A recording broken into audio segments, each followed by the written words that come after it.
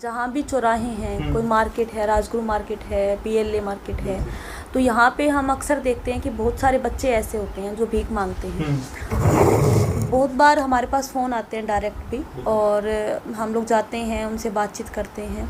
अगर किसी को भी जो भी हमारे साथ बने हुए हैं, साथी हैं हमारे, फेसबुक पे देख रहे हैं लाइव में, तो मैं उनको बताना चाहूँगी कि कहीं भी किसी को भी हिसार में या आसपास के एरिया में कोई भी बच्चा भीख मांगता हुआ दिखे, तो एक चाइल्ड हेल्पलाइन एक नंबर दिया गया है 1098, तो उस नंबर पे आप सूचित कर सकते हैं कि यहाँ पे ऐसे ऐसे बच्चे भीख मांग रहे हैं।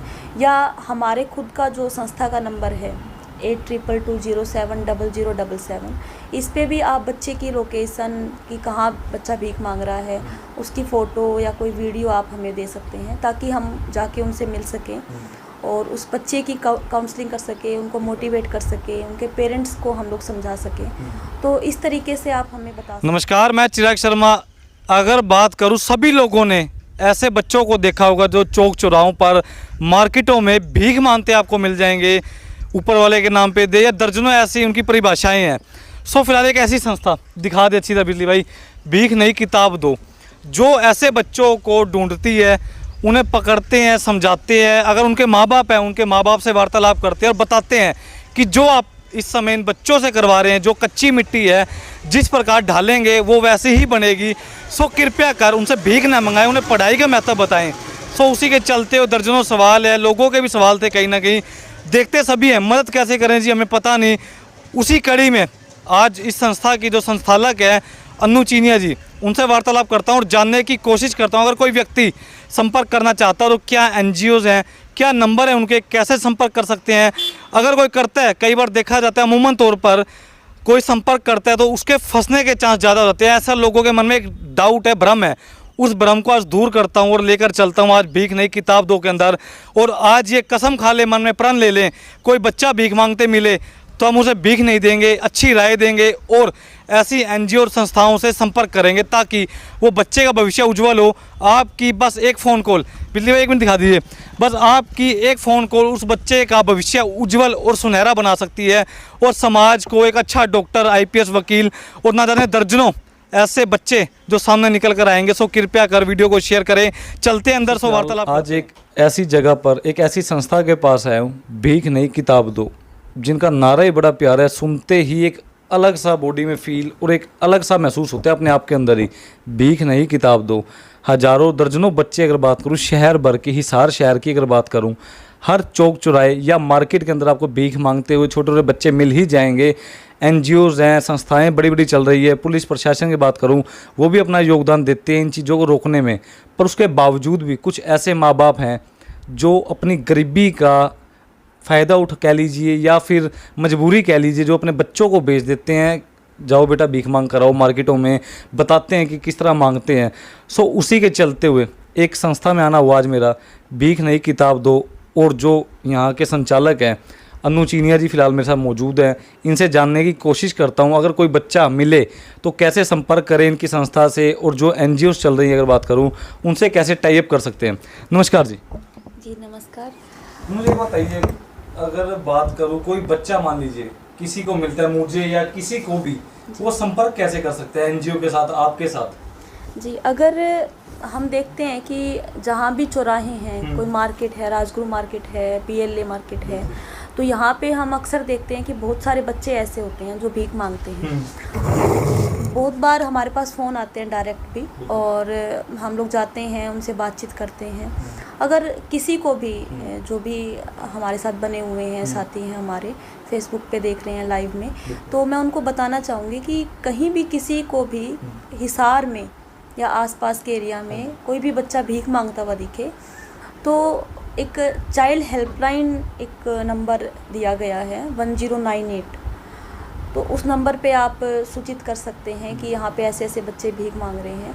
या हमारे खुद का जो संस्था का नंबर है 8222070077, इस पे भी आप बच्चे की लोकेशन कि कहाँ बच्चा भीख मांग रहा है, उसकी फ़ोटो या कोई वीडियो आप हमें दे सकते हैं ताकि हम जाके उनसे मिल सकें और उस बच्चे की काउंसलिंग कर सके, उनको मोटिवेट कर सके, उनके पेरेंट्स को हम लोग समझा सके।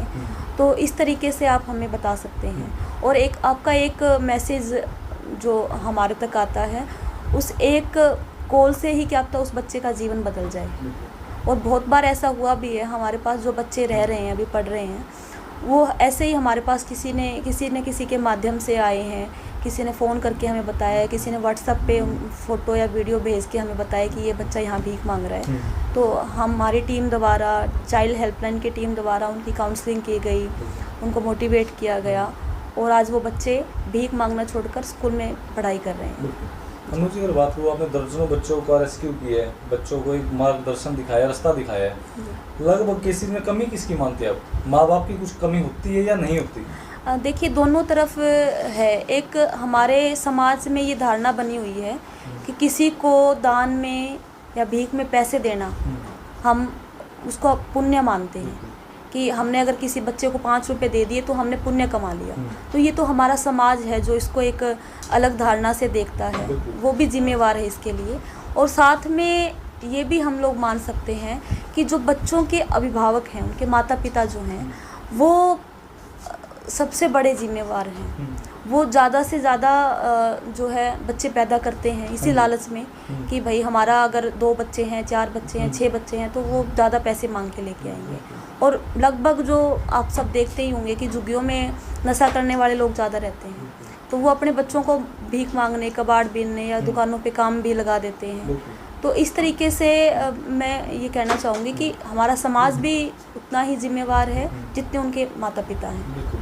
अनुज, मैं अगर बात करूँ, आपसे पहले भी मैं मिल चुका हूँ, आपकी बायोग्राफी कुछ हद तक मुझे पता है कि आपने पढ़ाई लिखाई की, पर आपका स्टार्टअप की बात करूँ इस लाइन में कब ध्यान पड़ा? जी, 2013 में मैं गवर्नमेंट स्कूल में थी जॉब पे, कॉन्ट्रेक्चुअल बेस्ड जॉब थी मेरी, कंप्यूटर लैब असिस्टेंट की। तो वहाँ से डेली अप डाउन था हिसार में, तो बच्चों को देखती रहती थी। कॉलेज टाइम से भी यूँ लगता था कि ये बच्चे भीख मांग रहे हैं और इनके लिए क्या किया जाए। काफ़ी सोचा कि क्या करना चाहिए, लेकिन जब मन में ये आया कि एक अगर हम लोग इनको पैसे दे देंगे, तो आज हमने 100 रुपये दे दिए किसी बच्चे को, तो कल फिर वो बच्चा इसी उम्मीद में वहाँ आकर खड़ा होगा भीख मांगने के लिए कि कल मुझे 100 मिले थे तो आज मुझे 200 मिलेंगे या तो ज़्यादा मिल जाएगी। तो पैसे देना एक इस समस्या का समाधान नहीं है। तो विचार ये था कि इन बच्चों को शिक्षा हम दें ताकि इनके अंदर जो अच्छे विचार आएँ और ये इस आदत को छोड़ के अपने जीवन में आगे बढ़ें और अपने अच्छे भविष्य का निर्माण ये बच्चे खुद करें। तो 2013 में शुरुआत की थी इस अभियान की, जिसको हमने भीख नहीं किताब दो नाम दिया। और शुरुआत में 1-2 बच्चों को लेके शुरू किया गया था, लेकिन अब धीरे धीरे लोगों का जुड़ाव होता गया संस्था के साथ में, और बच्चों की संख्या भी अभी हिसार में हम माने तो 600 के लगभग हमारे पास बच्चे हैं। मुझे ये बताइए, कभी आपकी फैमिली ने रोका नहीं? कभी जब आपने बताया कि नहीं जी ये करना है मैंने, तो कभी उनकी तरफ से कोई रोक टोक नहीं हुई? बेटा पढ़ाई लिखाई करके तो कुछ और करिए, कहाँ से घुस रही, किस लाइन में जा रही है?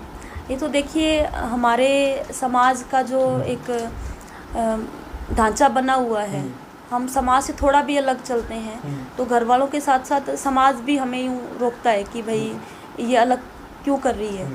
और एक लड़की के लिए तो आप समझते हैं इस बारे में कि एक लड़की के लिए बहुत मुश्किल होता है ऐसा कोई कदम उठाना।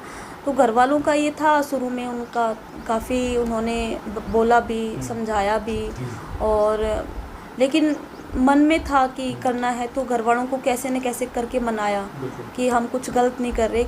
अगर हमारी वजह से किसी एक बच्चे का भी जीवन संवरता है तो हमारा जीवन सफल है। तो इस तरीके से माँ बाप ने काफ़ी कोऑपरेट किया। शुरुआत में थोड़ा उनको दिक्कत थी, लेकिन धीरे धीरे उन्होंने इस चीज़ को स्वीकार किया कि अपनी जो हमारी बेटी है वो संतुष्ट है इस काम से, तो हमें साथ देना चाहिए। तो फिलहाल जितने भी शहरवासी, प्रदेशवासी देख रहे हैं, कोई मैसेज देना चाहती हो अपनी संस्था की ओर से? जी, मैं सभी से मेरा आग्रह है, हाथ जोड़ के निवेदन करना चाहूँगी कि जब भी आप किसी भी बच्चे को हाथ फैलाए भीख मांगता हुआ देखें तो आप उसमें अपने बच्चे को, अपने बचपन को ज़रूर देखें, क्योंकि ये बच्चे भी हमारे ही समाज का हिस्सा है और हमारे देश का आने वाला भविष्य है। तो हम ये ज़रूर विचार करें कि हमें हमारा भविष्य कैसा चाहिए, हमारे देश का जो भविष्य है वो कैसा होना चाहिए। अगर ये बच्चे आज भीख मांग रहे हैं तो कल को ये कोई मेहनत कश काम तो करेंगे नहीं, कोई गुंडागर्दी करेगा, कोई चोरी करेगा, कोई डकैती करेगा, कोई नशेड़ी बनेगा। तो अगर हम देखा जाए तो हमें हमारे समाज को भी बचाना है, हमारे परिवार को भी बचाना है और इन बच्चों के जीवन को, इनके बचपन को, इनके भविष्य को भी बचाना है। तो मैं सभी से ये मेरा निवेदन है कि इन बच्चों को अनदेखा न करें। अगर आपके पास समय नहीं है, आप कुछ नहीं कर पा रहे हैं तो आप हमें सूचित करें। हमारा नंबर भी हम स्क्रीन पे भी देंगे आपको, और साथ में चाइल्ड हेल्पलाइन का नंबर है, आप गूगल पे भी सर्च कर सकते हैं 1098। इस नंबर पे आप सूचित कर सकते हैं। आपके एक कॉल से क्या अब तक कितने बच्चों का, कितने जीवन को आप बचा सकते हैं दूसरे रास्ते पे जाने से। तो यही मेरा निवेदन है कि कोई भी बच्चा भीख मांगता दिखे तो उसको भीख में पैसे न दे, बल्कि हमारी टीम को बताएं, चाइल्ड हेल्पलाइन टीम को बताएं और उस बच्चे को अच्छा भविष्य देने में सहायक बने। बिल्कुल बिल्कुल, धन्यवाद जी। बड़ा कीमती जानकारी ने। सो जितने भी शहरवासी, प्रदेशवासी वीडियो को ज़्यादा से ज़्यादा शेयर करें, कमेंट करें। अगर कुछ नहीं कर सकते तो सिर्फ और सिर्फ एक फ़ोन कॉल करें। अगर आपको कोई बच्चा खतरे में लगता हो या फिर कोई भीख मांगता दिख रहा हो, आपको नज़र आ रहा हो मार्केट में, सड़क पर, चौक चौराहे पर, 1098 नंबर दोबारा सुन ले, 1098 ये हेल्पलाइन नंबर है बच्चों के लिए ख़ास तौर पर। सो वीडियो को शेयर करें, कमेंट करें और आज ही एक प्रण ले लें, मन में कसम खा लें कि जब भी हो सकता है कुछ ना करें, कोई पैसा ना दें, कुछ मदद ना करें, पर एक छोटी सी मदद, एक फ़ोन कॉल उस बच्चे की ज़िंदगी बचा सकता है, भविष्य उज्जवल कर सकता है और समाज को एक अलग दर्जे पर ले जा सकता है। सो कृपया कर वीडियो को शेयर करें।